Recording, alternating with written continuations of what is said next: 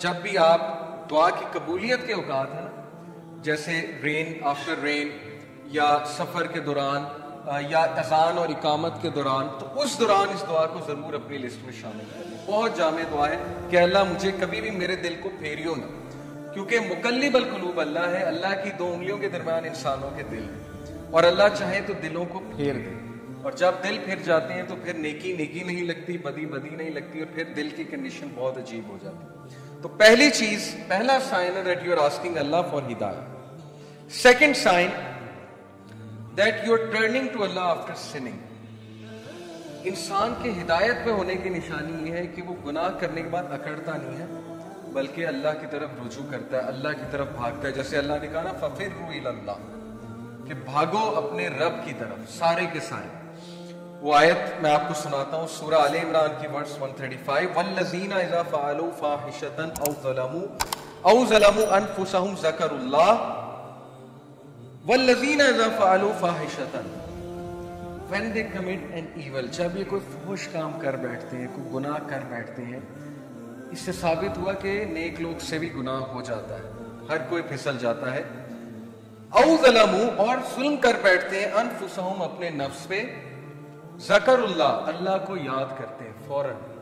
اللہ کو یاد کرنے سے مراد یہ ہائے اللہ یا او اللہ یا کچھ بھی، مطلب ایک دم منہ سے نکل جاتا ہے نا، اللہ کے لیے آہ نکل جاتی ہے، یا گناہ جب کرتے ہیں ایک دم سے اللہ یاد آ جاتا ہے کہ یہ میں نے کیا کر دیا، صرف یاد آنا، ذکر اللہ، اللہ کو یاد کرتے ہیں۔ فَاسْتَغْفِرُوا لِذُنُوبِهِمْ، اور اللہ سے معافی مانگتے ہیں، اللہ سے رجوع کرتے ہیں کہ اللہ مجھے بچا لے، میں تباہی کی طرف جا رہا ہوں، مجھے اس چیز سے سیو کر لے۔ اللہ کو یاد کیا، اللہ سے استغفار کیا۔ وَمَن يَغْفِرُ الذُّنُوبَ إِلَّا اللَّهُ، اور کون ہے جو گناہوں کو معاف کرنے سوائے اللہ، کوئی نہیں ہے جو اللہ کے علاوہ گناہوں کو معاف کر سکتا ہے۔ وَلَمْ يُصِرُّوا عَلَى مَا فَعَلُوا وَهُمْ يَعْلَمُونَ، اور کون ہے جو اللہ کے علاوہ گناہوں کو معاف کر دے، اور پھر کہا کہ یہ گناہ کرنے کے بعد پرسسٹ نہیں کرتے، اس سے توبہ کرتے ہیں اور پوری کوشش کرتے ہیں کہ اس طرف واپس نہیں پلٹیں گے۔ اسی لیے ٹرو ریپینٹنس کی کنڈیشن میں آپ کو بتاؤں، اسکالر کہتے ہیں کہ ٹرو ریپینٹنس یہ ہے، اگر آپ نے دیکھنا نہیں کہ آپ کی توبہ قبول ہوئی ہے کہ نہیں ہوئی ہے، تو یہ دیکھیں کہ آپ اس گناہ سے بچ رہے ہیں کہ نہیں بچ رہے ہیں۔ تو گناہ سے توبہ یہ نہیں ہے کہ گناہ کیا اور پھر توبہ کی اور پھر گناہ کیا، یعنی پلان کر کے توبہ کی اور پلان کر کے گناہ کیا، یہ پلاننگ والا جو کام ہے یہ خطرناک ہے۔ باقی یہ کہ انسان پھسل جاتا ہے بار بار بھی، وہ بھی میں آپ کو ایک حدیث سناتا ہوں، بٹ کنڈیشن یہ ہے کہ سچے دل سے توبہ۔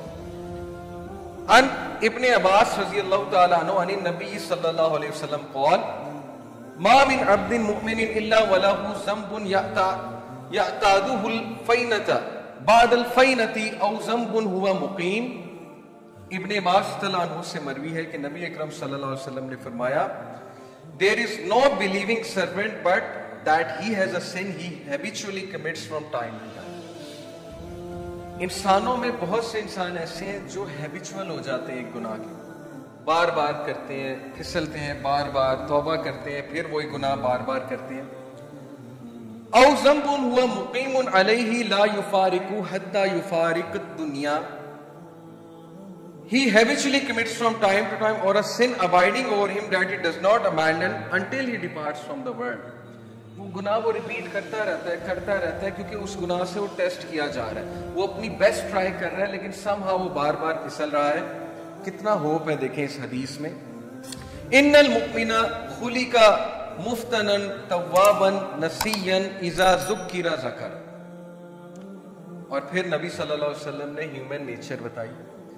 Verily the believer، بے شک ایک مومن was created to be tested، test کرنے کے لیے بنایا گیا ہے، repenting and forgetful، if he is reminded he will remember۔ اس حدیث میں ایکسکیوز نہیں ہے گناہ کرنے، بہت سے لوگ اس حدیث کو نا ایز این ایکسکیوز لے لیں گے کہ دیکھو یہاں لکھا ہے گناہ سے ٹیسٹ کیا جا رہا ہے تو گناہ کیے جاؤ، نہیں۔ اصل بات یہ ہے جو اینڈ میں الفاظ ہیں کہ بلیور کو ٹیسٹ کیا جاتا ہے کسی سن سے۔